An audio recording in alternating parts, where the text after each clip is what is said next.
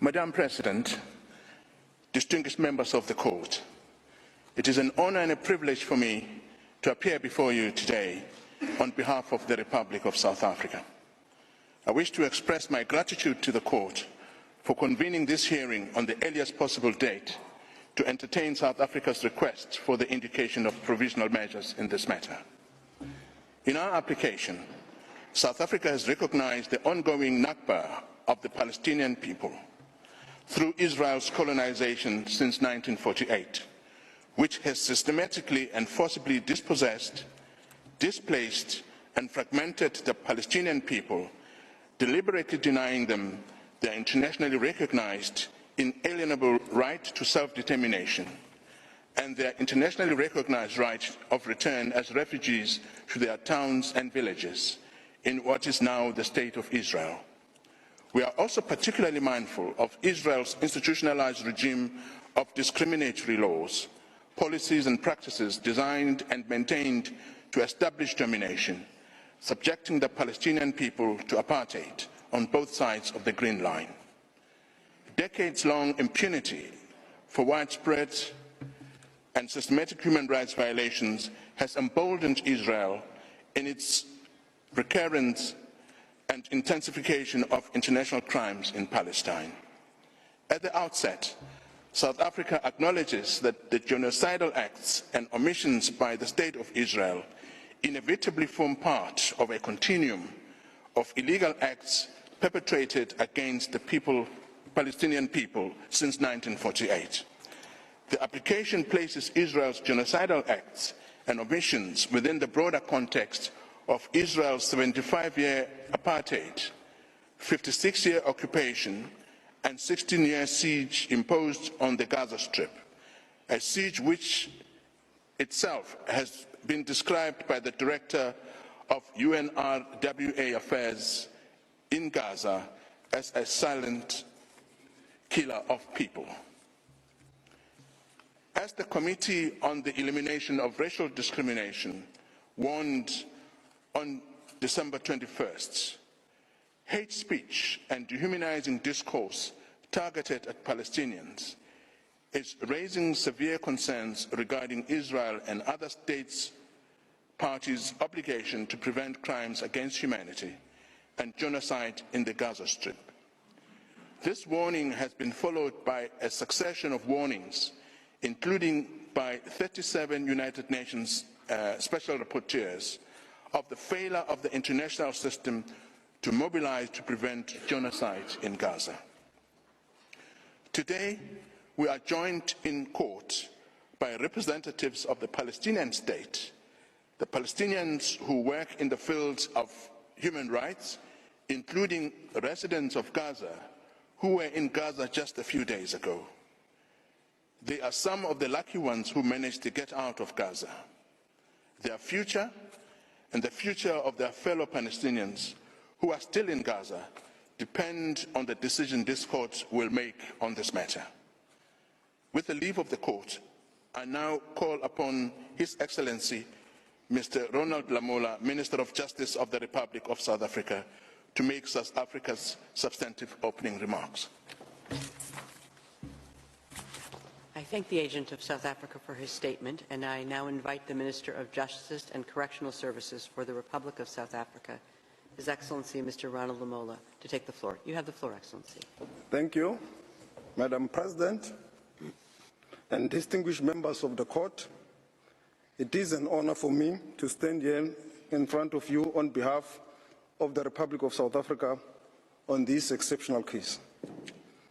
In extending our hands across the miles to the people of Palestine, we do so in full knowledge that we are part of a humanity that is at one. These were the words of our founding president, Nelson Mandela. This is the spirit in which South Africa acceded to the Convention on the Prevention and Punishment of Crime of Genocide in 1998.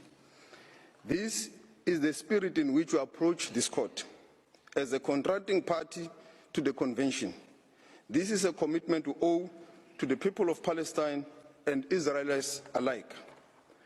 As previously mentioned, the violence and the destruction in Palestine and Israel did not begin on the 7th of October 2023. The Palestinians have experienced systematic oppression and violence for the last 76 years. On 6 October 2023, and every day since October the 7th, 2023. In the Gaza Strip, at least since 2004, Israel continues to exercise control over the airspace, territorial waters, land crossing, water, electricity, and civilian infrastructure, as well as over key government functions. Entry and exit by air and sea to Gaza is strictly prohibited, with Israel operating the only two crossing points. Given that continuing effective control by Israel and over the territory of Gaza, Israel is still considered by the international community to be under belligerent occupation by Israel. South Africa unequivocally condemned the targeting of civilians by Hamas and other Palestinian armed groups and the taking of hostages on the 7th of October 2023, and has again expressly recorded this condemnation, mostly recently in its note verbal to Israel on the 21st of December 2023. That said, no armed attack on a state territory, no matter how serious, even an attack involving atrocity crimes, can provide any justification for or defense to breaches to the Convention, whether as a matter of law or morality. Israel's response to the 7th of October 2023 attack has crossed this line and give rise to the breaches of the Convention. Faced with such evidence and our duty to do what we can do to prevent genocide, as contained in Article 1 of the Convention, the South African government initiated this case. South Africa welcomes the fact that Israel has engaged with the case in order to have the matter resolved by the court, after careful and objective consideration of the facts and submission put before it, as the parties to the Convention have intended.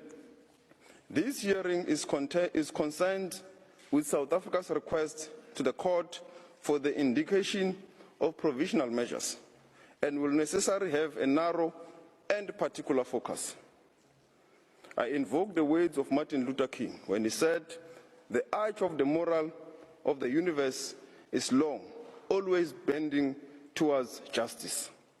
South Africa's case will be presented by a team of 6 legal counsels, comprising of Dr. Adila Hasim, Mr. Tembeka Ngcukaitobi, Professor John Dugat, Ms. Blim Licron, Mr. Max Dupris, and Professor Vagan Low. Dr. Adila Hasim, Senior Counsel, will provide an overview of the risk of genocidal acts in the perpetual vulnerability to acts of genocide. Mr. Tembeka Ngcukaitobi, Senior Counsel, will examine Israel's alleged genocidal intent. Professor John Dugat, Senior Counsel, will focus on the prima facie jurisdiction. Professor Max Duplessis, Senior Counsel, will discuss the various rights currently under threat. Blinny Crowell, King's Counsel, will present the argument of agency and potential irreparable harm. And Professor Wagenlow, King's Counsel, will speak on the provisional measures.